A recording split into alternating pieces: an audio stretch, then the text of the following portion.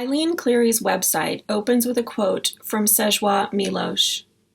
What is poetry which does not save nations or people? Nurse, poet, parent, student, graduate of both Lesley University's and Solstice of Pine Manor's MFA programs, Eileen transcends these titles and turns the word poetry from noun to verb through her work, her advocacy for and promotion of the work of others, and her unflinching passion for poetry and its witness of humanity. Eileen is the founder and editor of Lily Poetry Review and Lily Poetry Review Books. She co-edited the Voice Amidst the Virus anthology, which has been chosen for the 2021 Filmetry Festival at MSU, and 20 of the poems in that collection will be adapted to films. A two-time Pushcart Prize nominee, Eileen's first collection, Child Ward of the Commonwealth, was published by Main Street Rag in 2019, and her second collection, 2 A.M. with Keats, is forthcoming this spring by Nixus Mate. You can find Eileen online at eileenclearypoet.com. My name is Eileen Cleary, and I'm so happy to be here to join in the wonderful new initiative of shared literary space, the Notebooks Collective. And today I'll be reading a poem, a love poem, by William Shakespeare, Sonnet 130, because it typifies the idea that we fall in love with the person rather than the ideal view of a person. And also, I will read a short poem that I wrote for a beloved friend who died 3 years ago. But first I'll read William Shakespeare's Sonnet 130 with great thanks to Rebecca Connors and Lisa Allen for opening this space and this opportunity to share poems about love and share space in our community. William Shakespeare's Sonnet 130. My mistress's eyes are nothing like the sun. Coral is far more red than her lips red. If snow be white, why, then her breasts are dun. If hairs be wires, black wires grow on her head. I have seen roses damasked, red and white, but no such roses see I in her cheeks, and in some perfumes is there more delight than in the breath that from my mistress reeks. I love to hear her speak, yet I know that music has a far more pleasing sound. I grant I never saw a goddess go. My mistress, when she walks, treads on ground. And yet, by heaven, I think my love as rare as any she belied with false compare.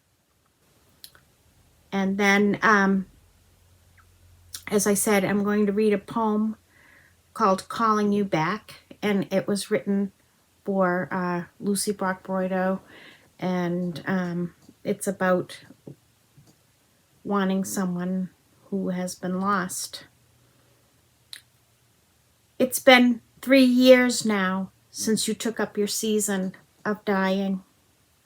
Living's small ceremonies hallow like a flaxen girl christened.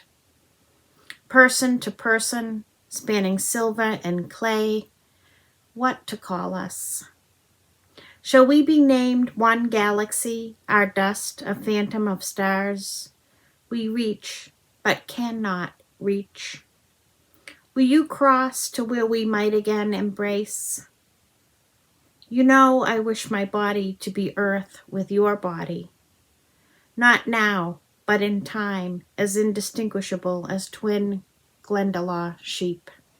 Thank you so much. I look forward to talking about all of the love poems tonight. Bye-bye. Good evening. My name is Becca Connors. I'm so happy to have you all here tonight. I am excited to introduce our next reader, Ellen Austin Lee, whose poetry is both delicate and fierce. She has been published in multiple journals, including Artemis, Thimble Literary Magazine, The New Verse News, Memoir Mixtapes, Greenbrier Review, Panoply, and Anti-Heroin Chic.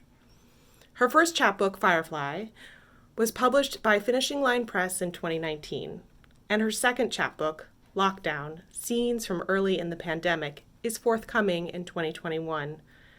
A recipient of the Martin B. Bernstein Poetry Fellowship, she is an MFA in Poetry candidate at the Solstice Low Residency program.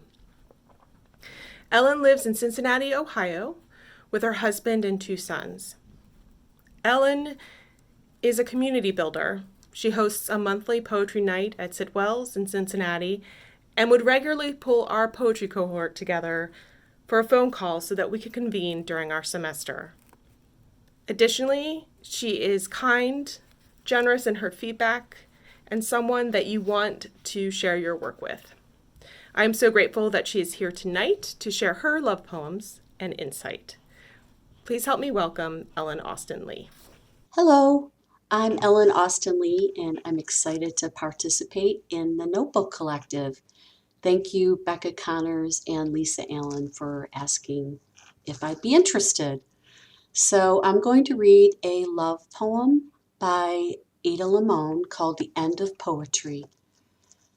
Enough of osseous and chickadee and sunflower and snowshoes, maple and seeds, samara and shoot.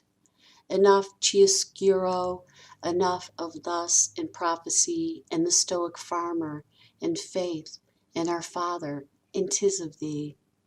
Enough of bosom and bud, skin and God, not forgetting and star bodies and frozen birds. Enough of the will to go on and not go on, or how a certain light does a certain thing.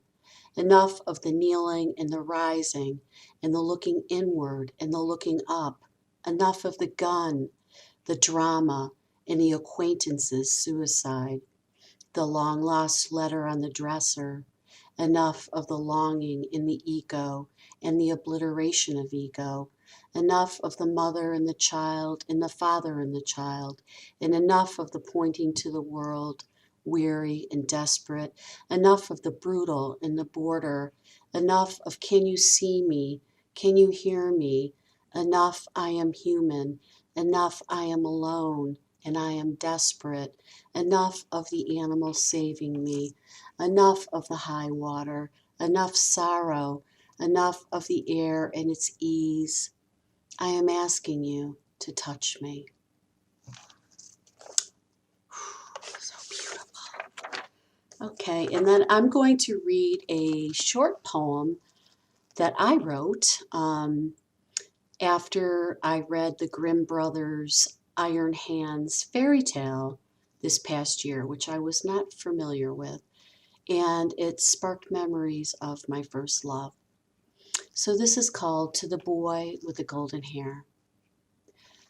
I let you slip away, my prince. Your shine blinded me. I left the altar when the incense burned sharp with young pine. I pulled off cap after cap in the thicket of trees, embraced blonde after blonde, but none of them sang of Dylan or came close to your cascading gold. I know the woods where you still live. In dreams, I find you draped in green, waiting beside the well, just dipped hair dripping, hands of wildflowers. You don't change. Thank you. Ashley Johnson holds an MFA in Creative Nonfiction from the Solstice MFA in Creative Writing program at Pine Manor College. Her essays have appeared in Sleet, Glassworks, and Iron City magazine, and her essay Sing was nominated for a Pushcart Prize earlier this year.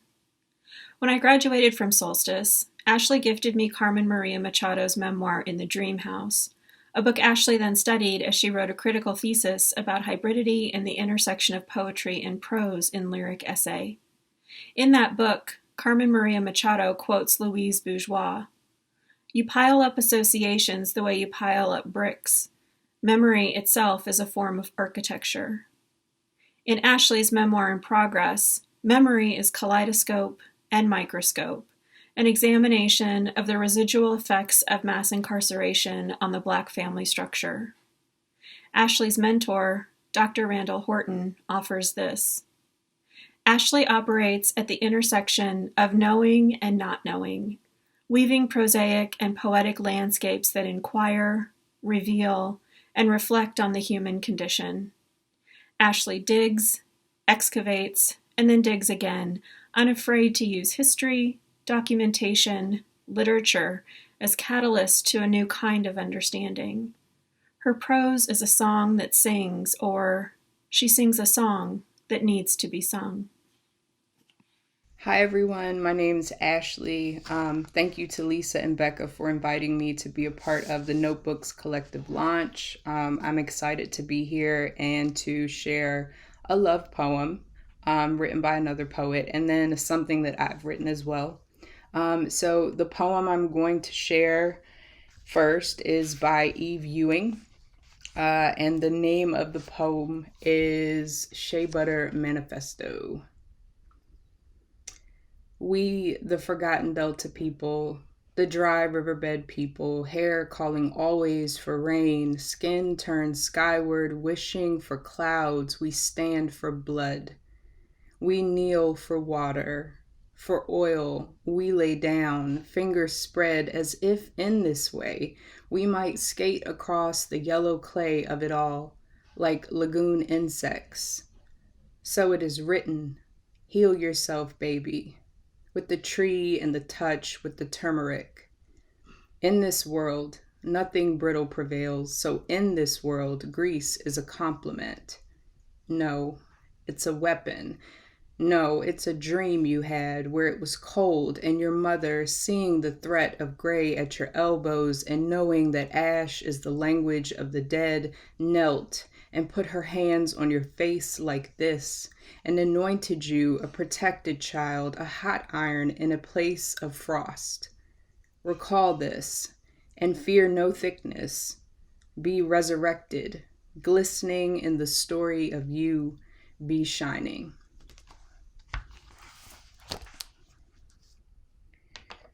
All right, and I'm gonna read a piece that I wrote entitled Sing.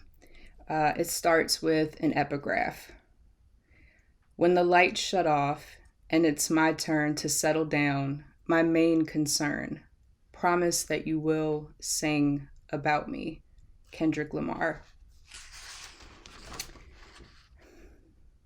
My dad wants me to sing about him. Before I do, he gives me instructions. He tells me to read. Check out Michelle Alexander's The New Jim Crow and Carter G. Woodson's The Miseducation of the Negro. We go to the Museum of African Americana.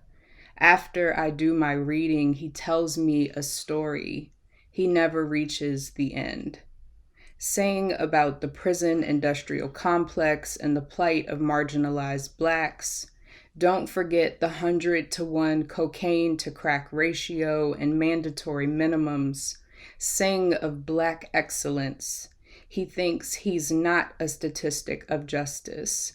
I see flesh on a scale, marked chattel. He has never been known to sing, my dad. His condition of addiction was incurable.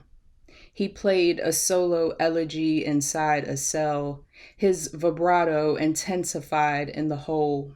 From debut to platinum status, the ideas for his songs never change. Strip, squat, cough, survive in here. Run that back, survive. Open wide, it's unacceptable to sing. Tongue up, pressed to the roof of your mouth, tongue down, tongue out. Put these on. Welcome home, you sleep here, stay in here. An inmate's refrain sounds like, figure out who you are, read. Keep your head down, but walk proud. Keep your head up, but stay humble.